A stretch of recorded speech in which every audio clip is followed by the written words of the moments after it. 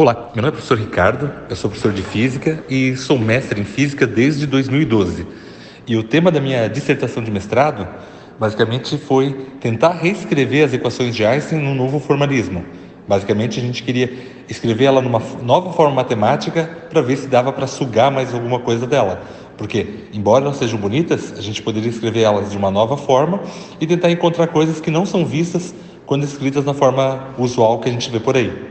A escolha desse tema já foi feita durante a graduação mesmo. Eu realizei 2 iniciações científicas trabalhando com as equações de Einstein, tá? Num projeto com o professor Jorge Gonçalves Cardoso, da UDESC. E no segundo projeto que eu trabalhei com ele, surgiu a ideia de tentar reescrever essas equações de um novo formalismo, que basicamente é um novo jeito de olhar essas equações.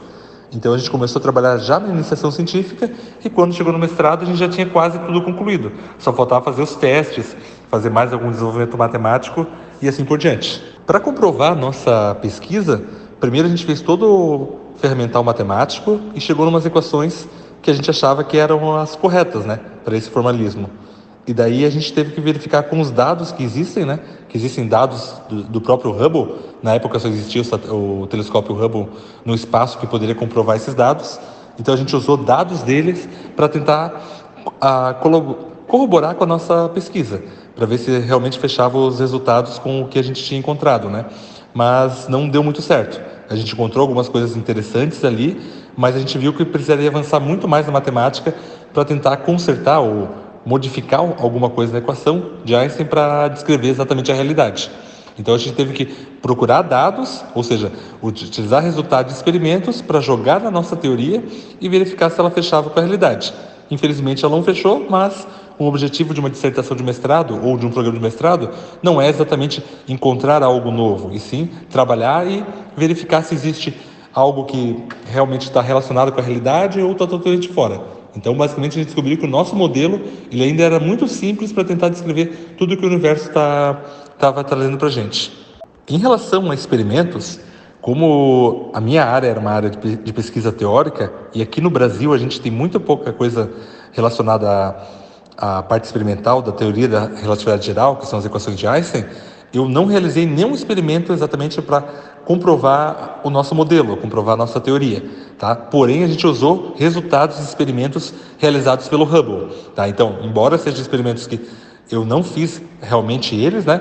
Mas foram realizados por outros cientistas, por uma outra equipe de cientistas que trabalha diretamente com o telescópio Hubble, que pegou e mediu a intensidade e a variabilidade da luz de várias estrelas, conhecidas como cefeidas, tá? Então o experimento basicamente o que era? O Hubble apontava para essas estrelas e verificava como que variava a intensidade de sua luz com o tempo. E a gente sabe que essas estrelas estão em rotação. Então, a partir disso, a gente poderia tentar jogar no nosso modelo para tentar descrever o que a gente queria encontrar exatamente, né? Em relação aos desafios da nossa pesquisa, a grande dificuldade aqui no Brasil ela é muito pouco trabalhada essa área. Outra dificuldade básica foi porque, na época, eu não tinha... Até hoje, eu não tenho um inglês muito bom. Isso atrapalhou bastante. Então, não tem muitas publicações aqui no Brasil sobre isso.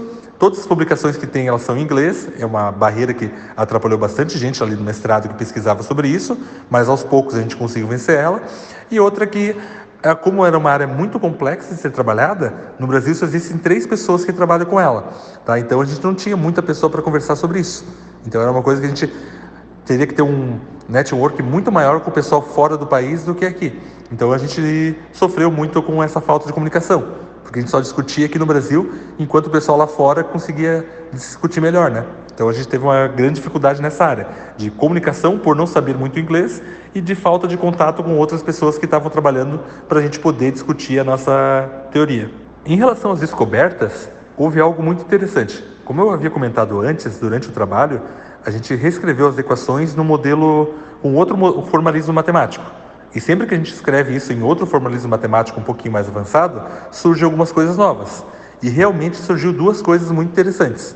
Uma era a possibilidade de encontrar energia escura, que é algo que existe no universo, só que nunca ninguém conseguiu descrever, e outra possibilidade de encontrar matematicamente a matéria escura, que também existe, mas nunca ninguém conseguiu descrever. Então, apareceu alguns termos na nova equação que a gente conseguiu trabalhar, tá? E esses termos a gente poderia talvez relacionar com a energia escura e com a matéria escura.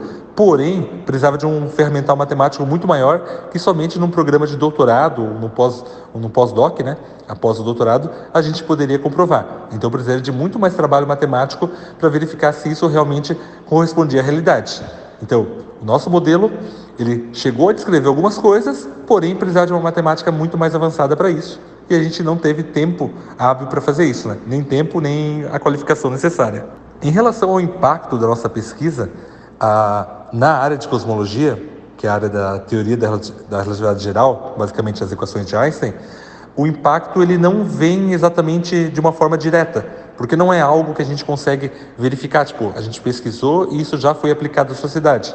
E sim é algo que a gente percebeu que existia uma possibilidade de tentar escrever essas equações de um outro modo e aos poucos, com o trabalho de outras pessoas, a gente possa tentar descrever o universo de uma forma melhor. E se a gente compreender o universo de uma forma melhor, a gente vai tentar melhorar as nossas teorias físicas e melhorando a teoria física, né, que é a teoria que descreve o nosso universo, a gente pode até mesmo aplicar aqui na Terra. Então todas as ideias do Einstein, embora foram coisas muito avançadas para a época, foram muito difíceis de serem aplicadas logo de início na nossa realidade. Por exemplo, em 1915, quando ele descobriu a teoria da relatividade geral, ele percebeu que existiam algumas situações que ela era muito importante, mas somente depois de 70, 80 anos que ele fez isso, que a gente conseguiu aplicar essa mesma teoria nos satélites, tá? Para calcular o sistema de distância do GPS até a Terra e assim por diante.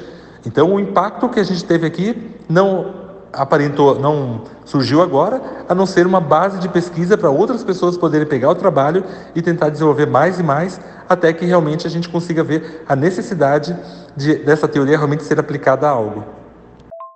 Inclusive sinais de internet. O meu conselho basicamente seria o quê?